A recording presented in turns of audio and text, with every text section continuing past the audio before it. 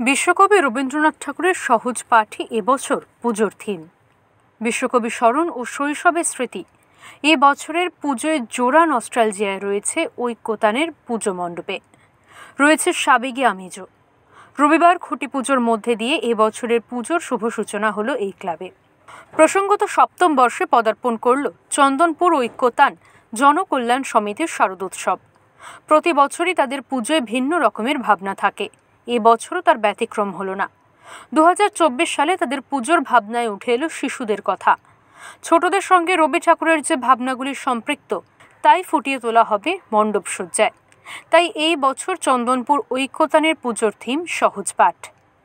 থিমকে বাস্তবায়িত করতে সহজ পাঠ বইয়ের ছবিগুলিকে ফুটিয়ে তোলা হবে মণ্ডপে। দুর্গাপুজোকে ঘিরে যেমন বাঙালির নস্টালজিয়া থাকে, তেমনই সহজ পাঠ ঘিরেও রয়েছে অনেক স্মৃতি। সেসব স্মৃতি উস্কে দিচ্ছে ঐক্যতানের এই বছরের থিম। এবছর এই পুজো দেখতে ভিড় জমাবেন অসংখ্য মানুষ, এই আশায় বুক বাঁধছেন সংস্থার সদস্যরা। 24 শারদোৎসব ঐক্যতানের এটা সপ্তম বর্ষে পদার্পণ করলাম আমরা, যার শুভারম্ভ হলো আজকে খুঁটি পূজার মাধ্যমে। এবছর থিম কি রয়েছে? আমাদের নিভৃত প্রাণের দেবতা রবীন্দ্রনাথ ঠাকুরকে শ্রদ্ধা জানিয়ে ঐক্যতানের সপ্তম বর্ষের পুজোর ভাবনা সহজ পাঠ।